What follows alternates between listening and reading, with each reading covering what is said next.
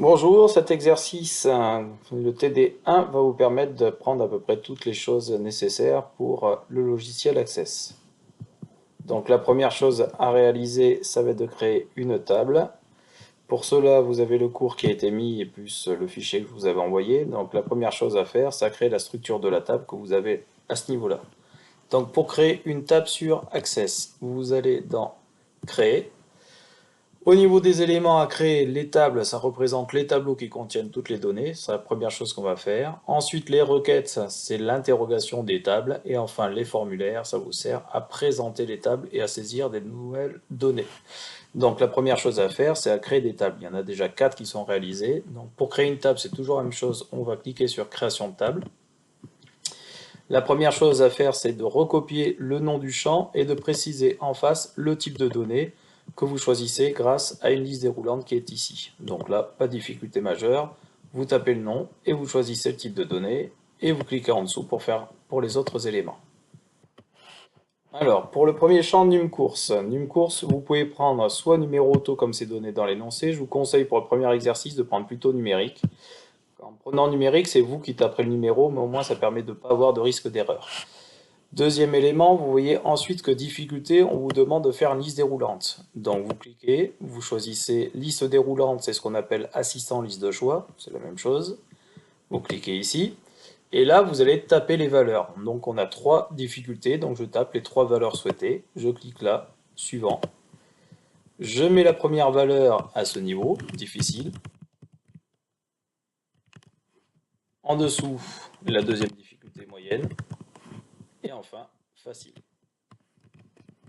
Une fois que j'ai fait ça, c'est pas la peine de faire suivant, vous pouvez directement faire terminer. Donc l'ordinateur va laisser texte court, c'est normal, c'est un élément qui est un peu pénible, c'est-à-dire qu'on ne voit pas qu'il y a écrit liste déroulante, ne vous en faites pas, ça a dû marcher. Pour le taux de TVA, on vous demande de prendre en numérique. La taille du champ, si vous laissez entier long, l'ordinateur ne va pas pouvoir mettre de virgule. Donc on va prendre l'élément réel simple. Et le format, comme c'est un taux de TVA, on veut que ça soit en format pourcentage, donc vous prenez le format pourcentage. Au niveau des décimales, l'ordinateur dit auto, ça va vous permettre d'avoir 2 décimales, donc ça va être correct pour cet exercice. Pour le nom du sommet, on vous demande également de faire une liste déroulante. Donc je vais aller dans Assistant liste de choix. Contrairement à tout à l'heure, les noms de sommet ont déjà tous été tapés dans la table sommet. Donc je veux que le champ extrait les éléments d'une autre table. Je laisse sur le premier, je fais suivant. Je choisis la table où se retrouve le nom de sommet, c'est dans la table sommet. Je fais suivant. Je choisis les éléments que je veux avoir dans ma liste déroulante. Je peux prendre le nom du sommet et également l'altitude, par exemple. Suivant. Ici, il y a la possibilité de faire un tri croissant soit sur l'altitude, soit sur le nom du sommet. On peut faire aucun tri également, hein, vous pouvez laisser. Donc, je vais mettre le nom du sommet, par exemple. Suivant. Là, l'ordinateur ne va vous afficher que l'altitude. Donc, pensez toujours à décocher la colonne clé, qui est ici, et qui vous permet d'avoir le nom du sommet. Alors, ici, cet élément, il faudra le faire à chaque fois, pensez à décocher. Si vous ne décochez pas, ça marchera, mais vous n'aurez pas la possibilité de voir le nom du sommet qui apparaît. Je fais suivant, et je termine. L'ordinateur me demande d'enregistrer, je fais oui. Il me demande le nom de la table, donc c'est la table course. Et il y a une chose qu'il va me demander, c'est, il m'a dit, aucune clé primaire n'a été définie. Est-ce que je veux en créer une maintenant? Je vais mettre non. En fait, quand j'ai mis mon premier champ NumCourse, j'aurais pu lui mettre une clé primaire en cliquant ici sur clé primaire, tout simplement, ou en faisant un clic droit, clé primaire. Donc pour enlever une clé primaire, il suffit de cliquer sur ce bouton de clé primaire. Si vous avez une ligne qui a été créée avec un numéro automatique donné par l'ordinateur, pour le supprimer, vous pouvez faire clic droit et supprimer la ligne. C'est un petit peu comme dans Word et dans Excel. Donc là, je mets bien la clé primaire sur cet élément. Alors, une fois qu'on a fait tout cela, on va pouvoir maintenant taper les différents éléments. Donc, pour taper les différents éléments, vous êtes toujours dans Outils de table création. Vous avez un menu qui s'appelle Affichage ici. Donc, vous cliquez, il y a 2 types d'affichage. Soit un affichage en mode feuille de données, ça va vous permettre de taper les différentes valeurs.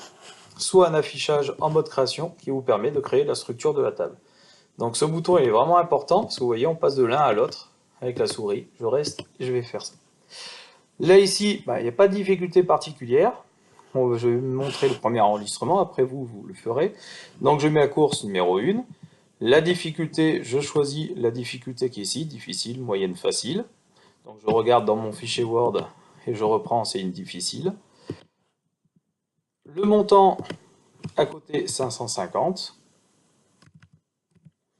Le taux de TVA, on vous dit que c'est un taux de TVA à 20%. Le nom du sommet, c'est la dent blanche. Et vous vous rendez compte, un élément, c'est qu'il me manque le tarif TTC. Alors pour l'instant, vous occupez pas de ça. Vous tapez les différentes valeurs et on se retrouve une fois que vous avez terminé de tout taper. Alors, une fois que tout est tapé, on peut déjà s'apercevoir, ça marche un petit peu comme sur Excel. C'est-à-dire qu'en haut, vous avez les colonnes sur lesquelles on peut faire des filtres comme on avait vu sur Excel et également des tris. Vous pouvez agrandir les colonnes comme sur Excel en cliquant, glissant entre deux colonnes, par exemple ici. Alors, les éléments que vous avez dû vous rendre compte, c'était que la première chose, il nous manquait donc le montant TTC. Donc, pour avoir ce montant TTC, on va cliquer sur la colonne où il y a écrit cliquer pour ajouter. On va prendre un champ calculé. Et ce champ calculé représente de l'argent, montant TTC, donc devise. Ici, une fois qu'on a fait ça, le montant TTC, c'est le hors-taxe, donc double-clic sur le champ hors-taxe, on voit qu'il y a le champ qui se met entre crochets, multiplié par, entre parenthèses, donc là vous tapez, 1 plus, et le taux de TVA, vous le sélectionnez, un petit peu comme sur Excel. On sélectionne des cellules, et vous pensez à fermer la parenthèse, vous faites OK, et vous voyez que le montant va se mettre automatiquement. On va appeler ce champ TTC en haut. Vous avez pu vous apercevoir maintenant de 2-3 petites choses que l'on peut changer. Première chose, vous voyez qu'en haut, les champs n'ont pas tous le même nom que celui que vous avez à ce niveau-là. Alors ça, c'est un petit élément que je vais demander le jour de l'évaluation également. Pour changer un nom par rapport à ce qui est marqué en haut dans le nom du champ, vous allez dans l'outil de table champ, vous cliquez sur nom et légende. Le nom, c'est le nom qu'il y a dans la table. Et en légende, on va pouvoir le taper, comme il est indiqué, par exemple, numéro de la course. Alors, l'intérêt, pourquoi on ne l'a pas fait tout de suite, c'est que par habitude, on fait en sorte de laisser le nom du champ tout attaché sans espace. Mais ça fait pas très beau quand on a dans le tableau, donc la légende vous permet justement de mettre le nom que vous voulez. Donc vous répétez la même chose sur les autres champs. Il suffit de cliquer dans le champ sous lequel vous êtes, nom et légende, et vous changez si vous voulez le nom. Donc faites-le pour les autres éléments.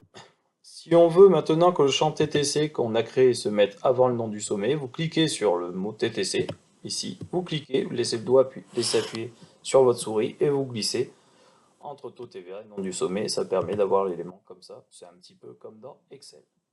Enfin, sur cette table, ce n'était pas demandé, mais vous avez dû vous dire, c'est un petit peu pénible de taper tout le temps le taux TVA à 20%. On peut mettre une valeur par défaut, donc je mets dans la colonne taux de TVA, valeur par défaut. L'ordinateur par défaut vous choisit 0, vous mettez 0,2. Vous faites OK. Et l'ordinateur, quand il va vous proposer une nouvelle ligne, qui est ici, il va vous proposer automatiquement le taux de 20%. Donc c'est bon pour cette table course. Donc cette table course, vous fermez. Pour fermer la table, on clique sur l'onglet tout à droite. J'enregistre les modifications. Et j'ai ma table course qui est terminée. Maintenant, on va prendre des tables qui existent déjà et on va les modifier. Donc on va pouvoir faire la modification de la table faire et de la table client. Donc on ouvre la table faire, double-clic dessus pour l'ouvrir, vous avez des informations qui sont déjà mises dessus. On vous dit que la date doit se mettre de façon automatique, les numéros des clients et des gifs doivent avoir également le nom de la personne grâce à une liste déroulante. Donc pour faire ça, on va se mettre en mode création. Pour la date, il suffit de mettre en valeur par défaut la fonction date, qui vous permet d'avoir la date du jour.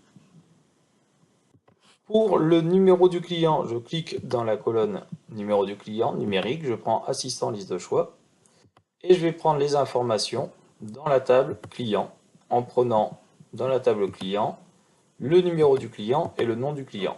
Je fais suivant, suivant, je pense toujours à